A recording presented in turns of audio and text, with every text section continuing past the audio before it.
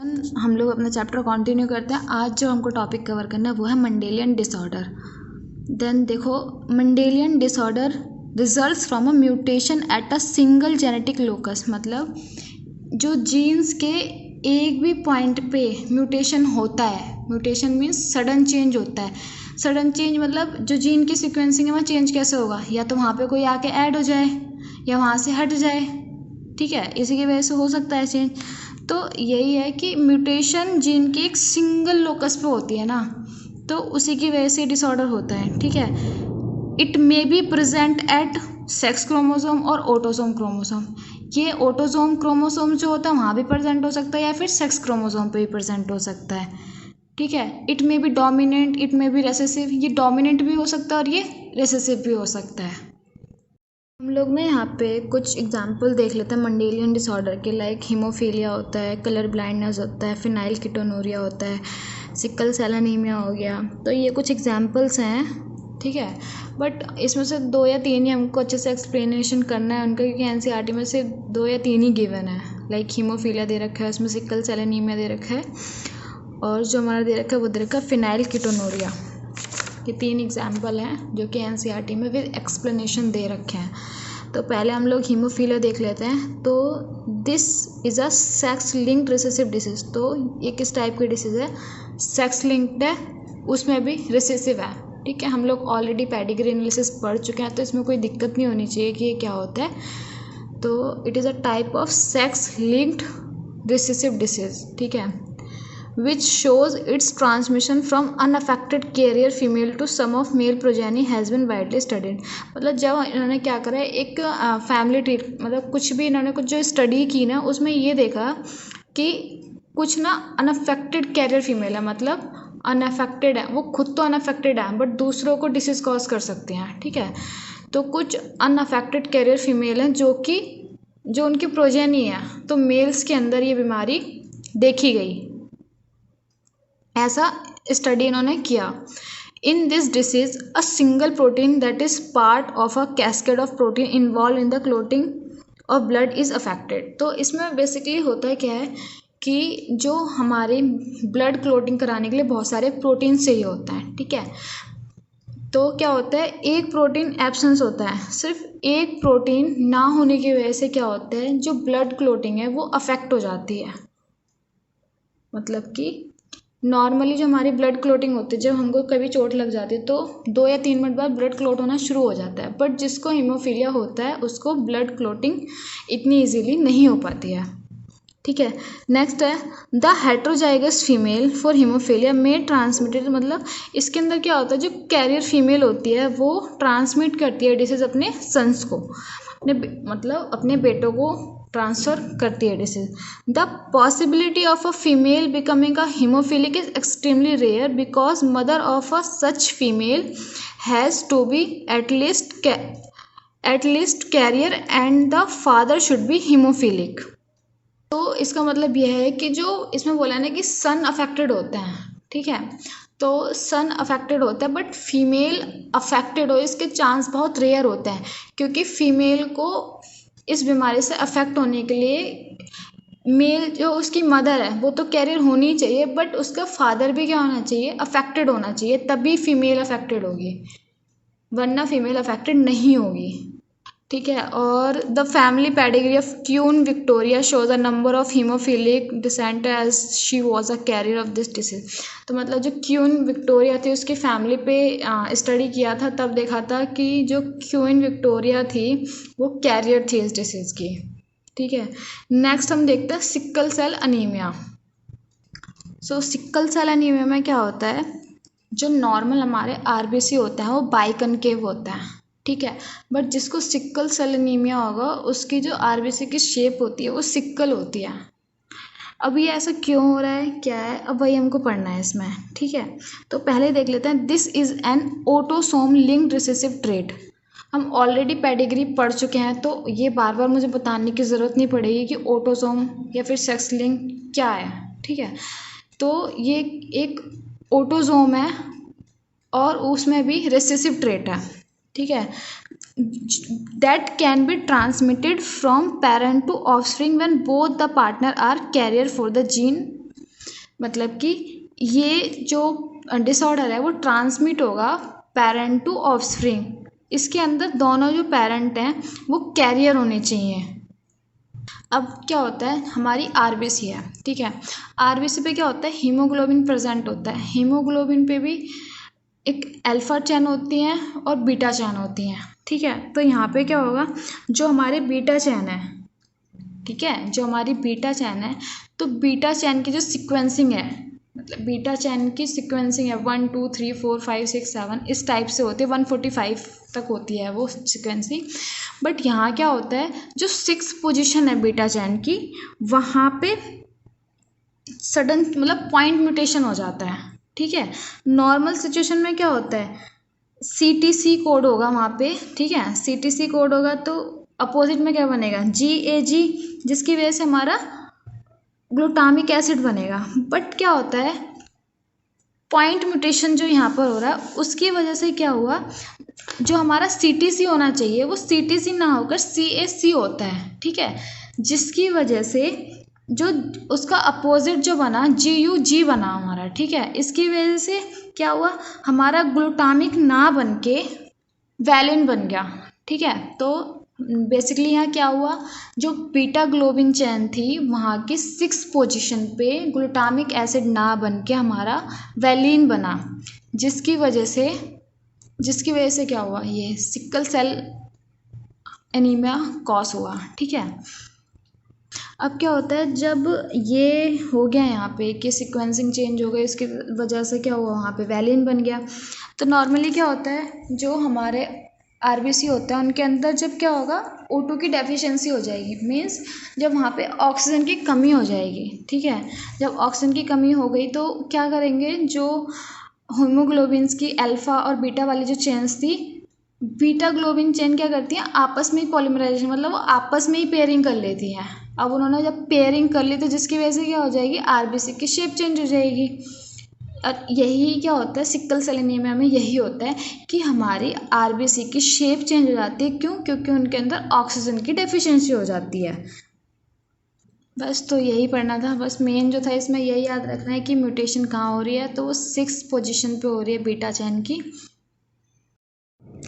अब हम देखते हैं फिनाइल कीटोनूरिया। फिनाइल कीटोनूरिया क्या है, ये भी एक ऑटोसोमल रिसेसिव ट्रेट है। इसके अंदर क्या होता है, जिस इंडिविजुअल को ये डिसऑर्डर हो रखा होता है उसके अंदर एक एंजाइम की कमी होती है, और वो एंजाइम क्या करता है, फिनाइल एलेनिन एक एमिनो एसिड होता है जिसको कन्वर्ट करता है टायरोसिन में, ठीक है। अब ये एंजाइम नहीं है, इसकी वजह से क्या होगा, फिनाइल एलेनिन एक्युमुलेट होके कन्वर्ट हो जाएगा फिनाइल पायरिक एसिड में और उसके कुछ अदर डेरिवेटिव्स में, ठीक है। जिसकी वजह से क्या होगा, जो हमारा ब्रेन है, ब्रेन के अंदर मेंटली रिटार्डेड होगा वो बच्चा, ठीक है।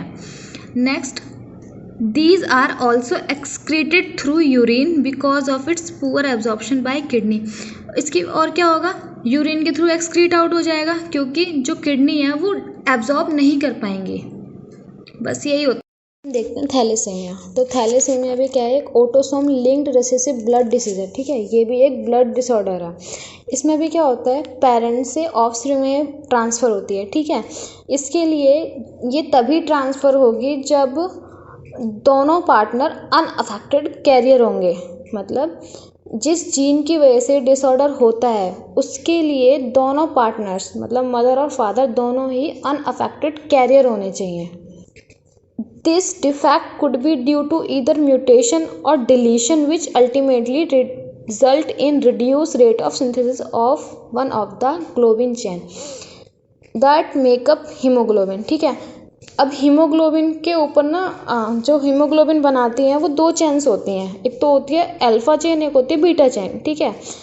तो जो जीन की वजह से डिसऑर्डर हो रहा है वो जीन या तो म्यूटेट कर जाएगा, ठीक है, मतलब म्यूटेशन हो जाएगी, या फिर डिलीट हो जाएगा। मैंने पहले ही बोला था DNA थ्रेड लाइक स्ट्रक्चर होती है, उस पर जीन की सीक्वेंस होती है, ठीक है।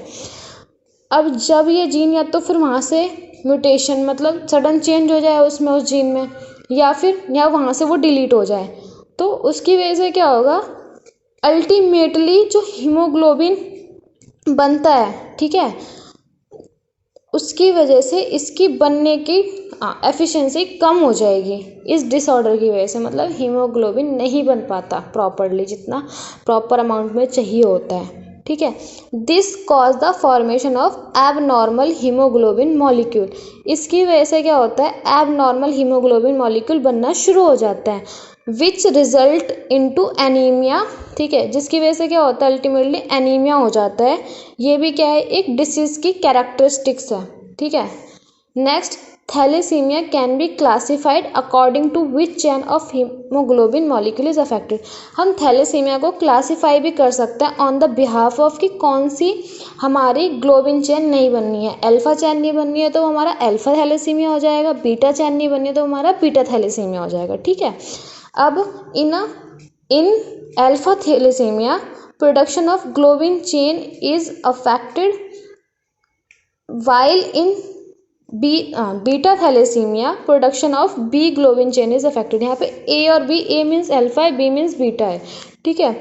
अगर हमें अल्फा थैलेसीमिया बता चुकी हूँ, उसमें हमारी अल्फा जो ग्लोबिन चेन है वो नहीं बनेगी। अगर हमको बीटा थैलेसीमिया है तो उसमें हमारी बीटा ग्लोबिन चेन की फॉर्मेशन नहीं होगी, ठीक है, मतलब कुछ ना कुछ इफेक्ट वहाँ पे होगा बीटा वाली में। Next, thalassemia is controlled by two closely linked gene HbA and HbA2 on chromosome 16 of each parent.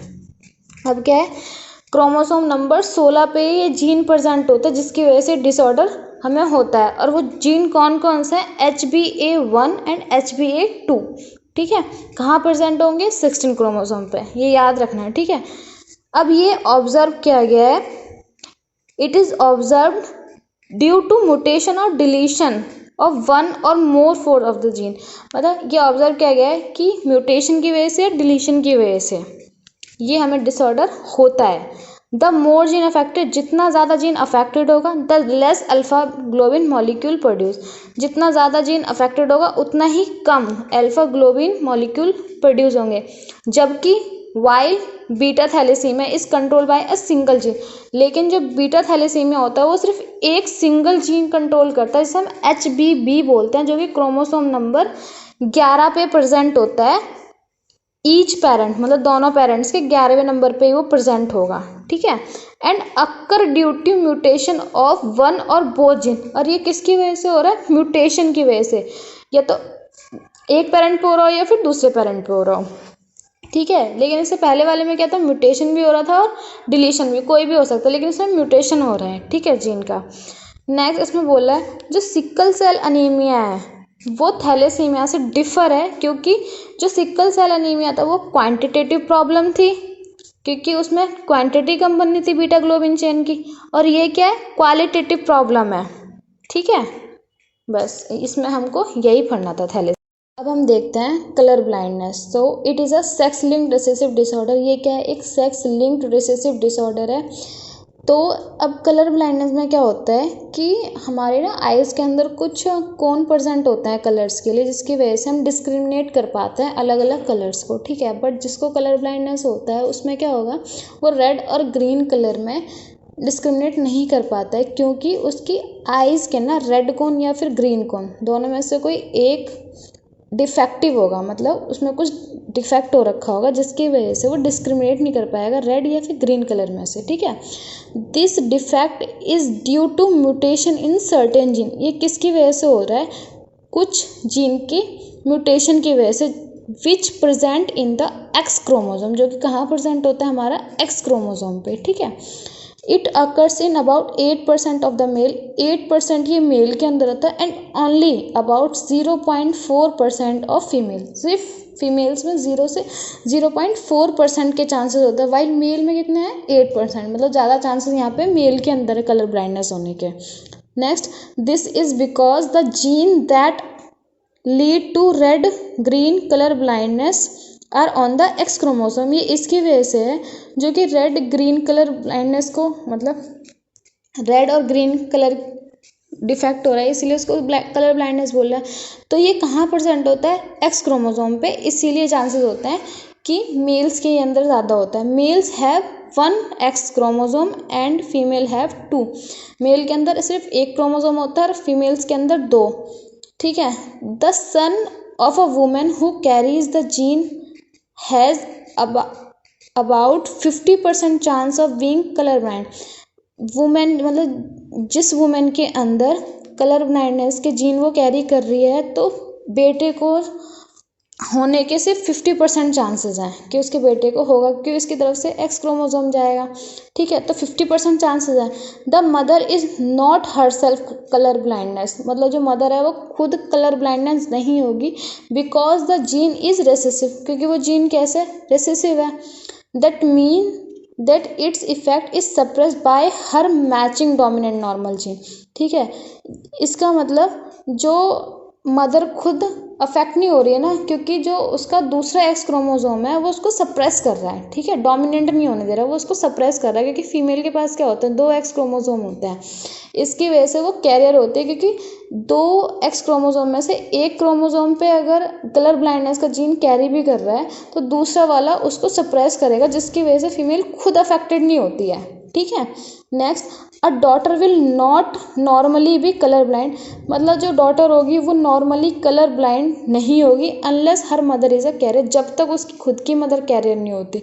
ठीक है, and her father is colour blind, उसके फादर को ही डिसऑर्डर होना चाहिए और मदर नॉर्मल होनी चाहिए। ठीक है, बस यही है इसमें।